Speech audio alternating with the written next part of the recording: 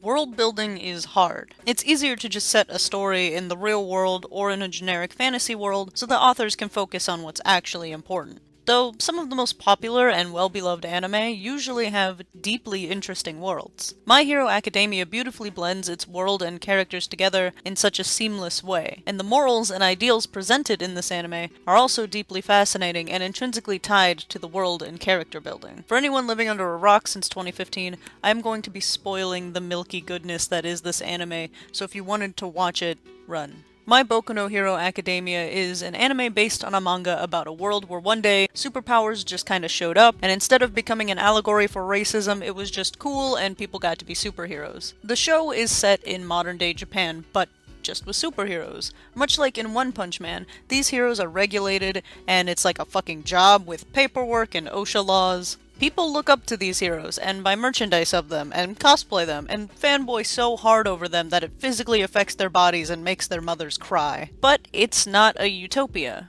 because you can't really have heroes without there also being villains. That's sort of the problem we see occurring in the Hero Aka universe at the time the show begins. Sure, people still commit petty crimes as always, but the crime rate is overall low, leaving heroes with not much else to do other than sell people products and go on talk shows or teach. This is because All Might, the symbol of peace, has been protecting people so well that criminals just kinda gave up.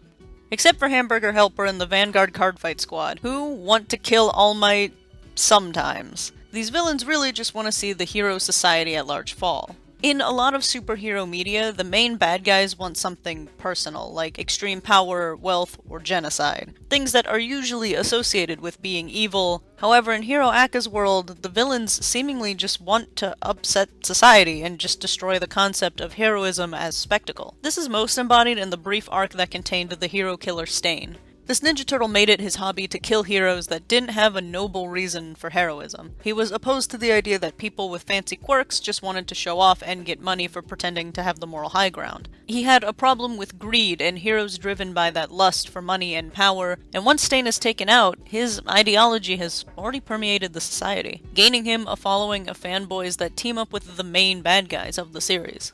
And to be honest, Stain is right.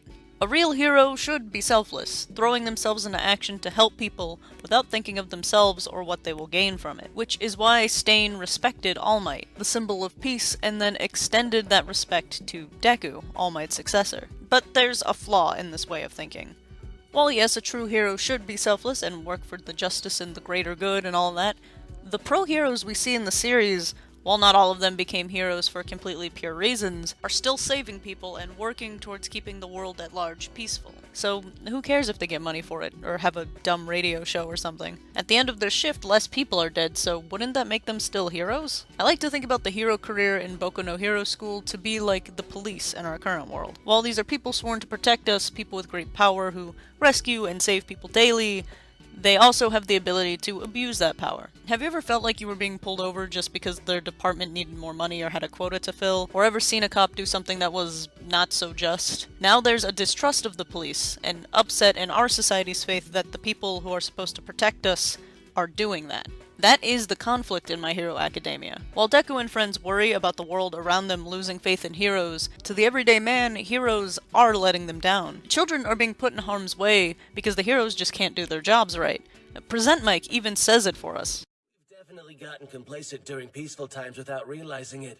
I guess deep down all of us thought that we'd be riding the sweet life for good. This is how the world building of My Hero Academia takes the show from shonen action fun times to deep and interesting story. The conflict our main characters have to face isn't just some bad guy with a crazy power level. They have to go up against a society that doesn't trust them and try to sway public opinion back in favor of heroes, which won't be an easy task considering the League of Villains keeps proving their point at every chance they get. These young heroes are now violently aware of what the people they will someday be protecting really think of them, and the school they're in. Right now, UA isn't really in the best position because, you know, all that child death. While the Hero Society presented in My Hero Academia has flaws, overall it works. Some asshole who can make himself giant is going to make a normal cop's life difficult, so having someone like MostlyLee jump in and wreck the bad guy just makes everyone's lives easier. Yet nothing comes completely free. Like I said earlier, you can't have heroes without getting the villains too. However, removing heroes wouldn't eradicate evil or injustice. It's cliche to say, but there does need to be balance. There will always be good and evil, so for every Shigaraki, you're gonna have a Deku. Cleaning up the hero industry might not be the worst thing though, like holding heroes accountable for the shitty things they do endeavor. It's not very often that bad guys have valid arguments. Not you, Thanos. While we're clearly not supposed to agree with the League of Villains 100%, it's pretty clear that they're designed to make the viewer just as conflicted as the characters we're supposed to be agreeing with are. And that's a smart thing to do.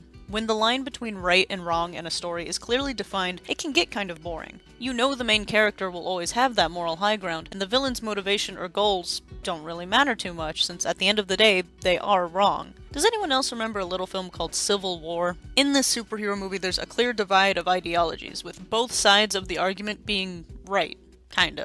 Iron Man is right that superheroes are dangerous and should probably be regulated, and Captain Strongjaw wants superheroes to be able to act when needed and not bogged down by useless things like the law. Both sides have valid points, so while you're watching a bunch of people punch each other, you're also sucked into this ideological war, usually rooting for one side or the other depending on your personal preferences and also your personal beliefs. My Hero Academia is doing the same thing, but pointing us in the direction of who we should be rooting for. It's Deku. Stain and to a lesser extent Shigaraki have valid points and ideas, and sure, maybe murder isn't the answer to that problem, but even if it's in a small way, they are right. And that is what is so great about these antagonists. Evil or not, the points they bring up are conflicting to the society they live in. Even the students in the hero program can admit that Stain is onto something. The moral conflict that has been building up is going to make the big fight about it all the more engaging.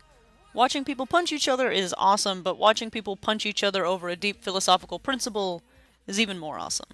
Thanks for watching, everyone, and if you enjoyed the video, please give it a like, and comment down below who your favorite character in My Hero Academia is, and subscribe for some more amazing anime content.